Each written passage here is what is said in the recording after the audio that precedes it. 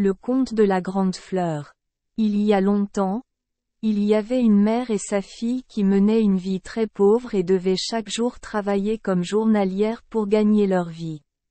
Le garçon n'avait que 10 ans et, bien qu'il aimait beaucoup sa mère, il dut la quitter pour vivre avec un vieil homme riche spécialisé dans l'abattage de porcs.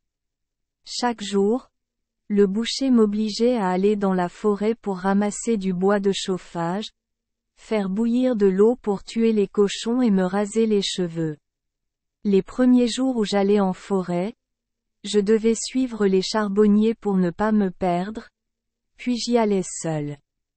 Tous les quelques jours, je fais un détour plus long pour m'arrêter à la maison rendre visite à ma mère pour ne pas la manquer. Au fait, j'ai laissé à ma mère un tas de bois de chauffage, du myrte sauvage et de la goyave sauvage. Un jour, alors que je coupais du bois de chauffage à flanc de montagne, j'en ai soudain vu un tomber dans un trou. Le bébé cerf était inquiet et criait désespérément. Il gardait les yeux ouverts, relevait la tête et regardait autour de lui comme s'il attendait que sa mère vienne le sauver. Le garçon a également regardé autour de lui pour voir s'il y avait une mère cerf quelque part, mais il n'a vu que des arbres forestiers et le bruissement du vent. Je suis immédiatement descendu au trou et j'ai ramassé le bébé cerf. En voyant quelqu'un, le petit cerf a d'abord eu peur et a évité, mais après un moment, il l'a laissé tranquille et a laissé le garçon le caresser. Il a arraché de l'herbe jeune pour que le bébé cerf puisse la manger, puis a cassé un morceau de riz d'une boulette de riz son maigre déjeuner et l'a trempé dans du sel pour essayer de nourrir le cerf. Le bébé cerf n'est pas habitué à manger du riz, mais il semble vraiment aimer le goût salé du sel. Le garçon voulait vraiment ramener le bébé cerf chez sa mère, mais il avait peur que le propriétaire le sache. Si vous le rapportez chez le boucher, il perdra définitivement la viande de bébé cerf, car il dit souvent à tout le monde qu'il a vraiment envie de viande de cerf. Il avait l'intention d'attendre le retour de la mère cerf pour accoucher du bébé cerf, car personne ne veut vivre avec sa mère. Il murmura au cerf comme s'il se parlait à lui-même. C'était la fin de l'après-midi mais la mère cerf n'était toujours pas visible. Le garçon a dû trouver une petite grotte, y mettre le bébé cerf et la bloquer avec des pierres. Demain je monterai avec le bébé cerf. Ne t'inquiète pas petit cerf, dors bien. Le garçon a dit. Le lendemain, le garçon est retourné dans la forêt. J'ai poussé un soupir de joie quand j'ai vu que le bébé cerf était toujours là. Te revoir, avoir l'air heureux, juste renifler ta main avec ton nez. Ah. Tu veux manger du riz avec du sel? Non? Le garçon a cassé un morceau de riz, l'a trempé dans du sel, l'a donné à manger au bébé cerf, puis est allé cueillir de la jeune herbe pour lui. Tout en coupant du bois de chauffage, j'ai laissé le bébé cerf se tenir à côté de moi. Avec les bébés cerfs, je coupe du bois de chauffage sans me fatiguer du tout. Dès lors, le garçon et le cerf sont devenus des amis proches, se voyant tous les jours, seulement la nuit lorsqu'ils ont dû se séparer temporairement. Je me sens désolé pour le bébé cerf qui n'a pas de mère alors il s'accroche à moi.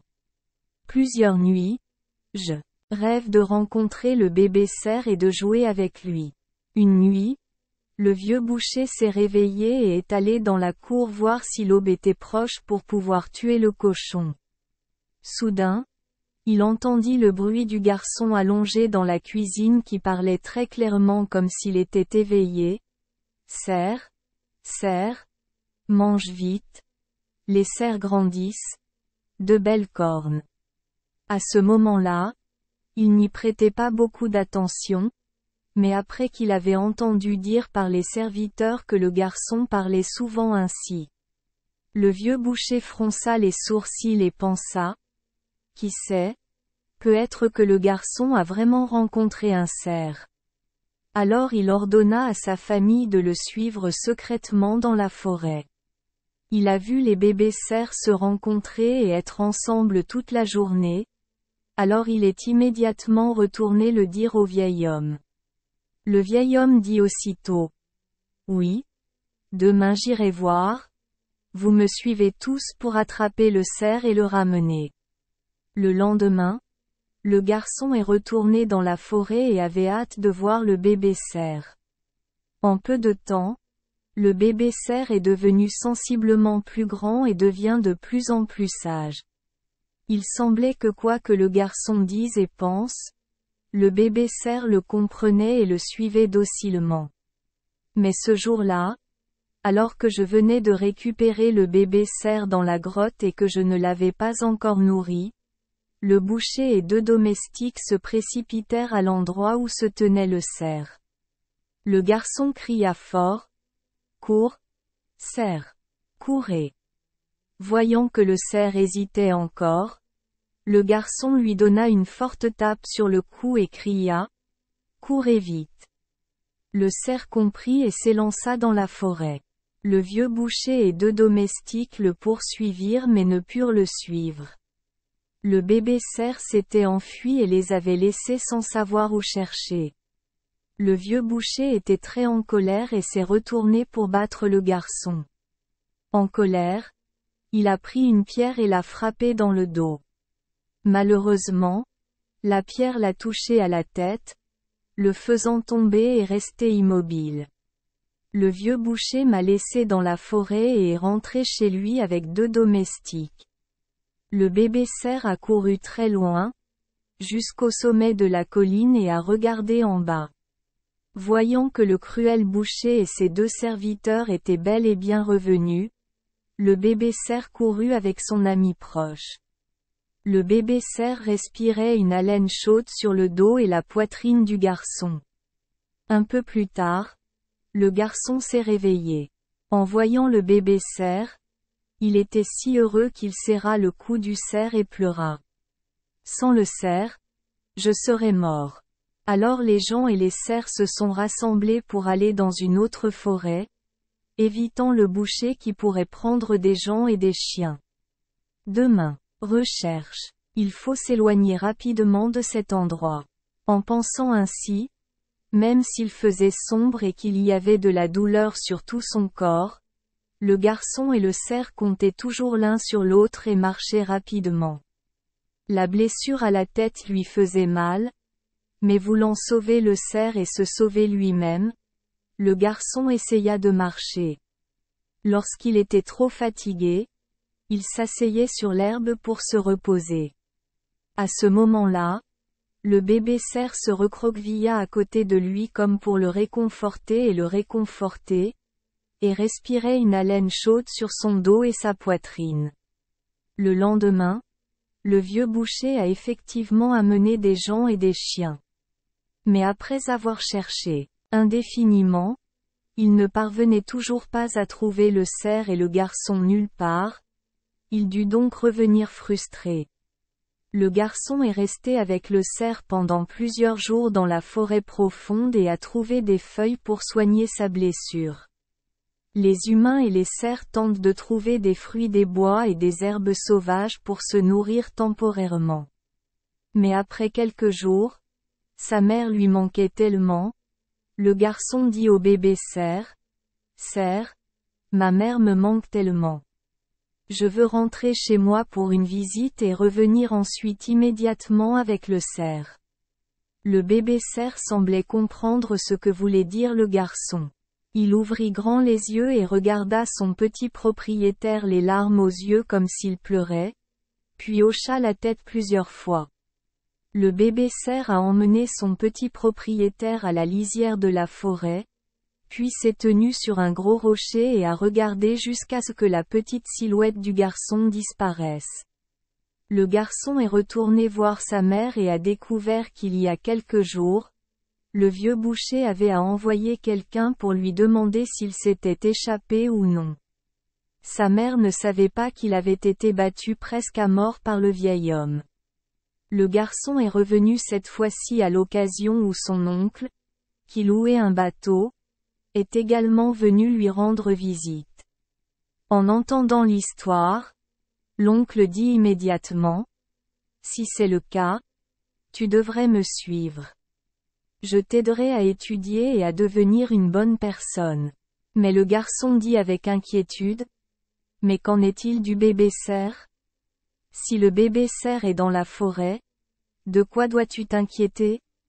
J'ai promis au bébé cerf que je reviendrai vers lui. Comment un cerf peut-il comprendre ce que les gens disent? Oncle, il peut comprendre. Il m'a renvoyé et a pleuré. Alors tu pourras me suivre et étudier. Un jour, quand tu seras grand et que tu reviendras, il ne sera pas trop tard pour que tu revoies le bébé cerf. Le bébé cerf t'attendra-t-il? Oui. S'il est intelligent, il saura attendre. Je suis juste désolé pour lui. Vivre seul comme ça serait très triste. Ne t'inquiète pas. Ensuite, il trouvera son troupeau pour y vivre. Mais t'oubliera-t-il? S'il t'aime tant, il ne t'oubliera pas. Ne sachant que faire d'autre, le garçon a dû écouter les cajoleries. Et mère. Le soir même, l'oncle part prendre rendez-vous avec le propriétaire du bateau. Et cette même nuit, le garçon s'est assis à la tête du bateau, a regardé vers la haute montagne et a dit à haute voix: « Bébé cerf. Attends-moi, je reviendrai et j'amènerai le cerf ici pour vivre avec ma mère et moi. » Le garçon voulait ça, mais la vie ne veut pas dire que tu obtiens tout ce que tu veux. Le garçon est allé avec son oncle et il l'a envoyé étudier chez un homme pauvre qui aimait beaucoup les gens. Et lors d'un long voyage, le bateau de l'oncle du garçon a coulé et il n'est jamais revenu. Le garçon a été élevé par son grand-père, mais à partir de ce moment-là, il a dû rester avec lui pour toujours. Le chemin du retour vers la ville natale de sa mère était si long que sa mère lui manquait encore plus. Quelques années plus tard, il apprend que sa mère est décédée. N'aimant plus sa mère, il se souvint du cerf. Qui sait si le bébé cerf a désormais grandi et rejoint le troupeau pour vivre avec d'autres personnes? Le petit cerf se souvient-il encore de lui ou a-t-il oublié? Point d'interrogation. Mais le cerf n'a pas oublié. Son ami, son petit propriétaire, lui manque encore. Chaque jour, il se rendait encore à l'endroit où il disait au revoir au garçon pour attendre son ami qui lui avait promis de revenir vers lui, mais on ne le voyait nulle part. Les années ont passé, le cerf a grandi et ses cornes ont commencé à pousser. Les cornes sont de plus en plus grosses, mais le cerf est toujours aussi doux qu'avant. Deer attend toujours avec impatience son vieil ami. Mais la vie d'un cerf n'est pas aussi longue que celle d'un humain. Désormais, le cerf est devenu le chef du troupeau. Un jour, le cerf a soudainement rencontré un groupe de personnes brûlant du charbon. Le cerf voulait se rapprocher mais était très timide devant eux. En attendant que tout le monde soit parti, les cerfs quittèrent le troupeau et s'approchèrent de l'endroit où ils s'étaient assis auparavant. Voyant du sel éparpillé sur le sol, le cerf goûta le goût salé du sel et soudain son ami manqua indescriptiblement. Alors, il laissa le troupeau pour qu'un autre cerf le conduise, puis se rendit seul à l'ancien endroit, où se trouvait une grotte où les cerfs vivaient là tous les jours et attendit le garçon. La grotte est toujours la même et elle vit à proximité. À cette époque, l'herbe poussait de manière luxuriante autour de l'entrée de la grotte et les cerfs vieillissaient chaque jour. Un jour, alors que le soleil était sur le point de se coucher, le vieux cerf se coucha, se cacha dans les buissons juste à côté de la grotte et mourut. À cette époque, l'ami du cerf vivait dans un endroit lointain et avait une femme et des enfants. Un jour, voyant quelqu'un qui vendait des cornes de cerf, il se souvint soudain de la vieille histoire et la raconta à sa femme et à ses enfants. Il répétait le vieil adage à chaque fois qu'il se nourrissait. « Cerf, Si tu manges, tu grandiras vite. Le cerf aura de grandes cornes et de belles cornes. L'enfant a immédiatement demandé à son père de le ramener dans sa ville natale, de visiter la tombe de sa grand-mère et d'aller dans la forêt pour voir si le cerf était toujours là.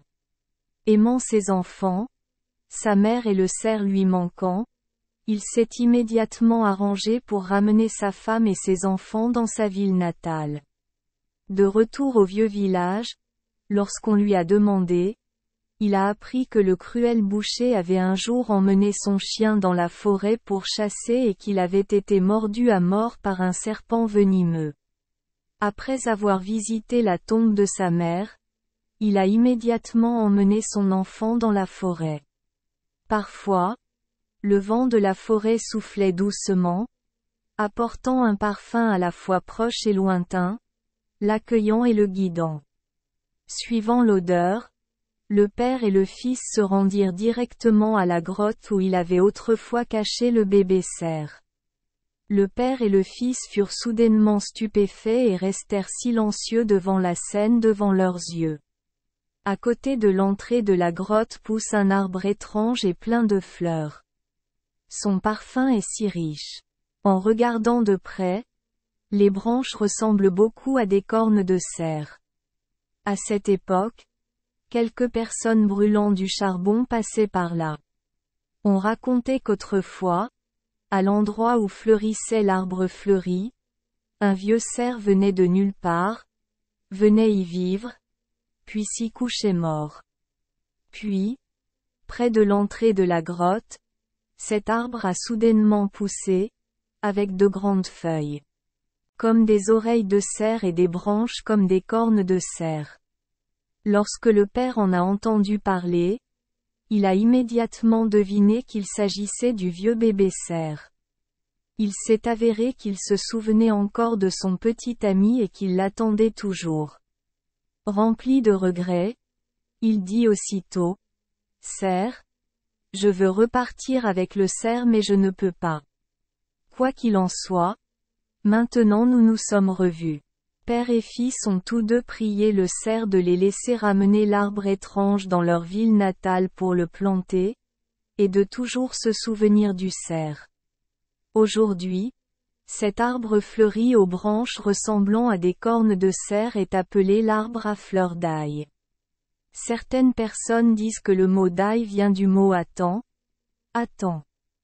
Merci les enfants des Esperluette Croisillon 39. Avoir écouté des contes de fées au jour Esperluette Croisillon 39. 8. Espérons que les histoires apporteront aux enfants des moments heureux et significatifs. Si vous aimez notre chaîne, veuillez appuyer sur le bouton S Esperluette Croisillon 39. Abonner, pour ne manquer aucune histoire intéressante. Je vous souhaite une bonne nuit de sommeil et de beaux rêves. Rendez-vous dans la prochaine histoire.